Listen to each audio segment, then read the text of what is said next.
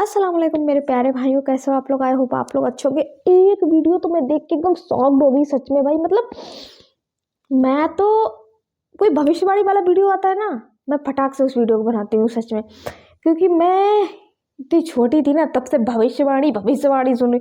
अरे अभी हमारे गेट पे एक इंसान भविष्यवाणी करके गया। मतलब क्या कह के गए वो भाई, देखिए क्या होता है। वो भाई क्या कह के गए मुझसे कि ये लड़की काफ़ी ज़्यादा ऊंचाइयों पे जाएगी। मतलब ये लड़की बहुत नाम रोशन करेगी और इसकी किस्मत खुलने वाली है, ये वो। मैंने कहा भाई ऐसा कैसे हो सकता है, मुझे तो नहीं लगता। क्या भविष्यवाणी? फिर मैंने एकदम देखा, मैंने कहा कुछ भी हो सकता है, भविष्यवाणी भविष्यवाणी है। अब तो मैं जो भी आता है मुझसे, मैं उनकी भी बातों को यकीन कर लेती हूँ। मैं सच्ची बता रही हूँ, मतलब देख लेती हूँ कि हाँ ये भाई बुजुर्ग हैं और ज़्यादा खाना पीना नहीं मांग रहे हैं, तो मुझे लगता है कि शायद इनकी मुंह से निकला हुआ सत्य हो जाए। भाई मैं तो बहुत मानती हूँ सच में भाई, बहुत मानती हूँ। और मैं मेहनत तो बहुत ज़्यादा करती हूँ, ये आप लोग बहुत अच्छे से जानते होंगे। तो खैर चलिए, एक भविष्यवाणी के ऊपर वीडियो है, कहीं जाइएगा नहीं, भविष्यवाणी पे वीडियो है। शाह नेमतुल्ला वली की 800 साल पुरानी भविष्यवाणी। ये है वीडियो भाई। तो इस वीडियो को मुझे देखना है, जल्दी से वीडियो को लाइक कर दीजिएगा। आप लोगों को भी पता चलेगा इस वीडियो में क्या है, इन्होंने क्या भविष्यवाणी की है। 800 साल तो बहुत होते हैं भाई। तो पहले देखते हैं इन्होंने क्या भविष्यवाणी की थी। वीडियो को लाइक नहीं किया तो प्लीज़ वीडियो को लाइक कर दीजिएगा। चैनल पर नहीं हो तो चैनल को सब्सक्राइब करना कतई नहीं भूलिएगा। मुस्लिम पॉलिटिक्स में इंटरेस्ट रखते हैं और पिछले 3-4 साल से सोशल मीडिया के ऊपर एक्टिव भी हैं, तो ऐसा मुमकिन ही नहीं है कि आप लोगों ने हजरत शाह नेमतुल्ला वली की प्रेडिक्शंस, मतलब कि उनकी भविष्यवाणियों के बारे में, उनकी पेशनगोइयों के बारे में ना सुना हो। भविष्यवाणियां ना सही तो कम से कम आप लोगों ने इन सूफी बुजुर्ग का नाम तो जरूर सुना होगा। ये लगभग 800 साल पुराने ईरान के वही मशहूर बुजुर्ग हैं कि जिनको लेकर ये दावा किया जाता है कि इन्होंने आज से लगभग अपनी शायरी के जरिए से अगले सैकड़ों, बल्कि कह सकते हैं कि अगले हजारों साल की प्रेडिक्शंस कर दी थी। मतलब ये बता दिया था कि आने वाले दौर में दुनिया में क्या क्या बड़े बदलाव आने वाले हैं। यूट्यूब या फिर इसके अलावा किसी दूसरे सोशल मीडिया प्लेटफॉर्म पर भी अगर आप लोग सिर्फ इन सूफी बुजुर्ग का नाम लिखकर सर्च करेंगे तो आप देखेंगे कि इंटरनेट इनकी प्रेडिक्शन से भरा पड़ा है। कहीं पर आप लोगों को इनकी भविष्यवाणी अमेरिका के उरूज व ज़वाल से रिलेटेड मिलेगी, तो कहीं पर यूरोप से रिलेटेड, तो कहीं पर इंडिया और पाकिस्तान की आखिरी जंग से रिलेटेड, तो कहीं पर दुनिया में सबसे आखिरी और जो सबसे बड़ी जंग होगी उससे रिलेटेड मिलेगी, तो कहीं पर ईरान और टर्की के फ्यूचर को दिखाने की कोशिश की गई होगी। मगर यहाँ पर एक हैरान कर देने वाली बात ये है कि इन सूफी बुजुर्ग का ताल्लुक तो ईरान से है, मगर उसके बावजूद भी इनकी ये जो सारी प्रेडिक्शंस हैं, इनकी ये जो सारी भविष्यवाणियां हैं, ये खुद ईरान के अंदर इतनी ज्यादा मशहूर नहीं है कि जितनी ज्यादा ये इंडिया, पाकिस्तान और बांग्लादेश जैसे इलाकों में हैं। और ऐसा क्यों है ये भी अभी हम आगे जान ही लेंगे। सबसे पहले नजर डालते हैं हजरत शाह नेमतुल्ला वली की पर्सनल जिंदगी पर। और जैसा कि मैंने आपको बताया कि ये लगभग आज से 800 साल पहले हुआ करते थे।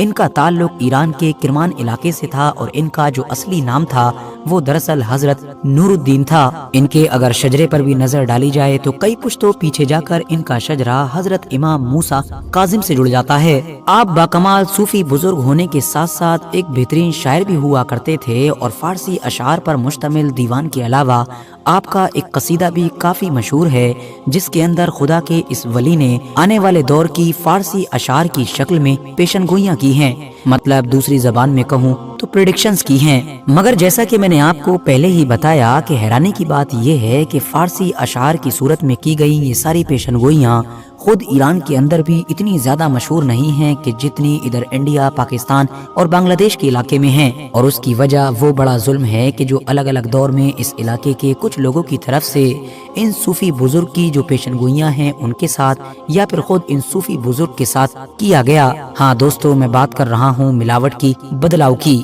हमारी जो सोसाइटी है वो दरअसल सिर्फ दूध में पानी मिलाने के लिए ही मशहूर नहीं है, बल्कि वो तो विरासत में मिली हुई किताबों या फिर बाकी नॉलेज के खजाने में भी मिलावट और बदलाव करने की कोशिशें करती रहती है। ये बिल्कुल ऐसा ही है कि जैसा आज के दौर में आपने देखा होगा कि सोशल मीडिया के ऊपर डॉक्टर इकबाल के ऐसे बेशुमार अशार शेयर किए जाते हैं कि जिनका उनसे दूर दूर तक कोई ताल्लुक नहीं होता है।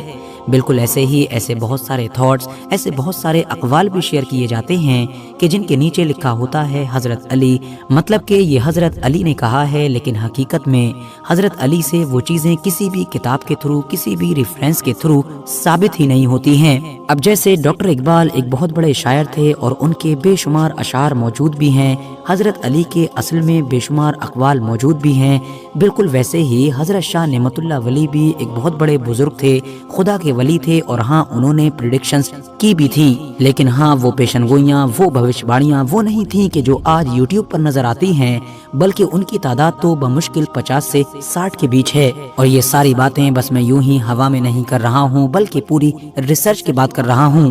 دراصل معاملہ یہ ہے کہ کچھ عرصہ پہلے ایران کے ایک کتب خانے میں لگ بھگ 200 سال پرانا حضرت شاہ نعمت اللہ ولی کے اشعار کا ایک کتابی نسخہ، یا آپ اس کو جو بھی کہہ سکتے ہیں، وہ دریافت ہوا تھا۔ یہ لگ بھگ 1000 فارسی اشعار پر مشتمل ایک پورا دیوان ہے، لیکن اس کے اندر انڈیا، پاکستان، افغانستان، ترکی اور ایران سے جڑی ہوئی کسی بھی ایسی پیشن گوئی، ایسی پریڈکشن کا ذکر نہیں ملتا ہے کہ جس طرح کی بھوشواڑیوں سے انڈین اور پاکستانی یوٹیوبرز نے یا پھر اسکالرز نے یوٹیوب کو بھر رکھا ہے۔ میں کوشش کروں گا کہ فارسی اشعار کے اس پورے دیوان کا لنک میں ڈسکرپشن میں ڈال دوں۔ یہ فارسی میں ہے، لیکن اگر آپ پھر بھی چاہیں تو اس کو پڑھ سکیں گے۔ باقی جہاں تک معاملہ رہا حضرت شاہ نعمت اللہ ولی کی اصلی پیشن گوئیوں کا، تو جیسا کہ میں نے آپ کو بتایا کہ ہاں انہوں نے پیشن گوئیاں کی تھیں، اور ان کا وہ جو قصیدہ ہے کہ جس میں انہوں نے اشعار کے ذریعے سے یہ بھوشواڑیاں کی ہیں، وہ بھی آج بھی اصلی حالت میں موجود ہے۔ اس کو دیکھ کر پتہ چلتا ہے کہ حضرت شاہ نعمت اللہ ولی نے آنے والے دور میں جو بڑی بڑی چیزیں ہوں گی ان کی طرف اشارہ تو کیا ہے، لیکن خاص طور سے کسی بھی بادشاہ، کسی بھی حکمران یا کسی بھی جگہ کا اس طرح سے نام نہیں لیا ہے کہ جیسا آج کے دور میں عام طور پر دعویٰ کیا جاتا ہے۔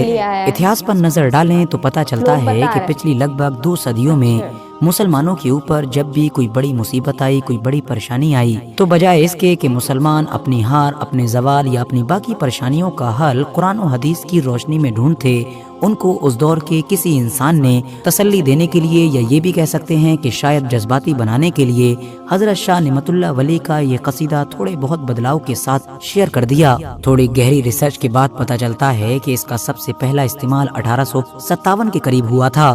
1857 کی جنگ آزادی کے بعد پہلی بار اس قصیدے کو بدلاؤ کے ساتھ دا کلکتہ ریویو نام کے ایک جریدے میں پبلش کیا گیا تھا، جبکہ دوسری بار کسی صاحب نے فرسٹ ورلڈ وار کے ختم ہو جانے کے بعد اس قصیدے کو تھوڑے بدلاؤ کے ساتھ دنیا میں اس وقت پھیلا دیا کہ جب سلطنت عثمانیہ کے وجود پر خطرہ منڈرا رہا تھا۔ اس بدلے ہوئے قصیدے میں دنیا کو یہ میسج دینے کی کوشش کی گئی تھی کہ عثمانی سلطان کی یلغار ہوگی اور سلطنت عثمانیہ کی واپسی ہوگی، لیکن جیسا کہ ہم جانتے ہیں کہ اگلے تھوڑے ہی وقت میں نہ صرف سلطنت عثمانیہ ختم ہو گئی، بلکہ اب اس کی جگہ پر ایک نیا اور سیکولر ٹرکی وجود میں آ گیا، جس کے بعد اب بڑی ہی چالاکی کے ساتھ اس بدلے ہوئے قصیدے کے اندر سے سلطنت عثمانیہ سے ریلیٹڈ یہ جو پریڈکشن تھی ان کو نکال دیا گیا۔ جبکہ تیسری بار حضرت شاہ نعمت اللہ ولی کے اس قصیدے کو تھوڑے بدلاؤ کے ساتھ 1948 کے دور میں لاہور کے جو کچھ اخبار تھے جیسا کہ زمیندار یا پھر شہباز وغیرہ، اس میں پبلش کیا گیا تھا۔ یہ وہ وقت تھا کہ جب انڈیا کے بیچ میں موجود حیدرآباد ریاست کے جو نواب تھے وہ انڈیا کے ساتھ آنے کے لیے تیار نہیں تھے اور ایک الگ ریاست بنانا چاہتے تھے، لیکن انڈیا نے اب حیدرآباد کو اپنے اندر ملانے کے لیے فوج استعمال کرنے کا فیصلہ کر لیا تھا، بلکہ حیدرآباد کے اندر اپنی فوج کو انٹر کر دیا تھا۔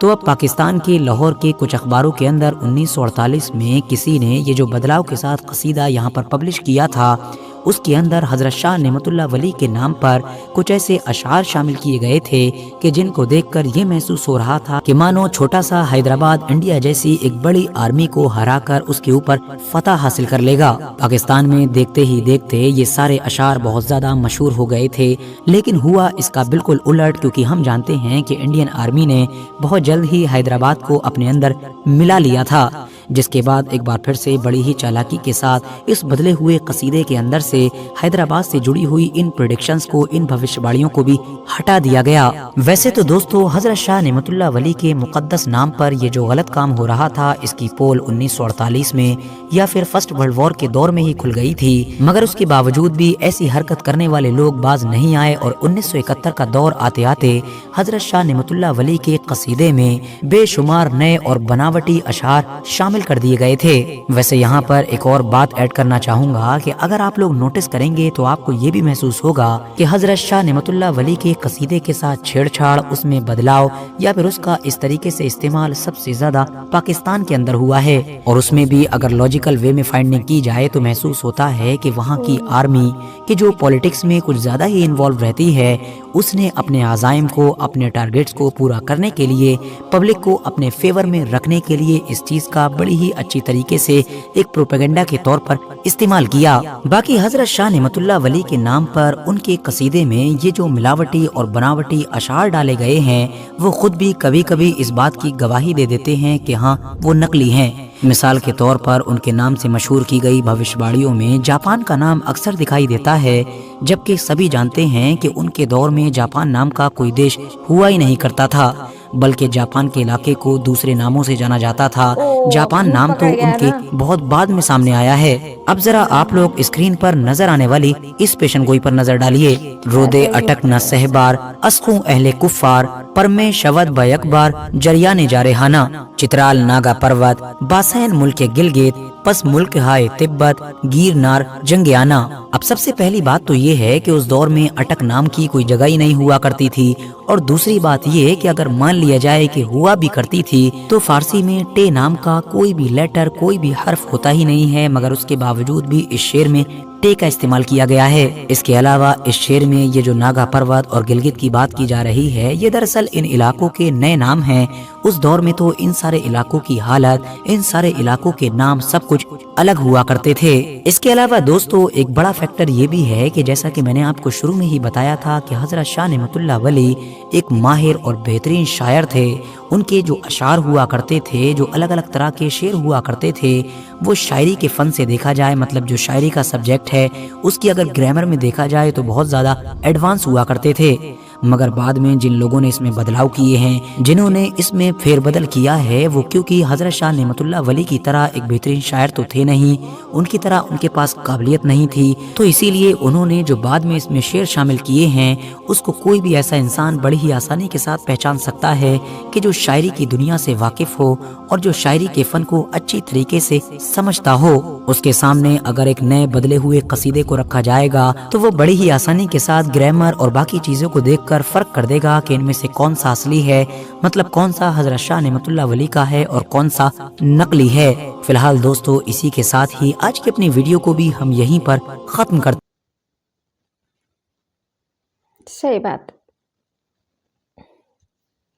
भाई ने सही कहा। मतलब कोई भी फेरबदल किसी भी चीज़ में ओरिजिनल में करते हो भाई, तो वो दूर से इंसान जान लेता है कि ये असली है या नकली है, क्योंकि ओरिजिनल होता है, ठीक है ना। और कहते नहीं है कि जब चोर चोरी करता है तो वो अपनी कहीं ना कहीं पे कोई ना कोई कमी जरूर छोड़ देता है और इंसान पकड़ जाता है। वरना इतने सारे चोर हैं तो इनको कभी कोई पकड़ ही ना पाए, क्योंकि ये कहीं ना कहीं सुराग छोड़ देते हैं, है ना।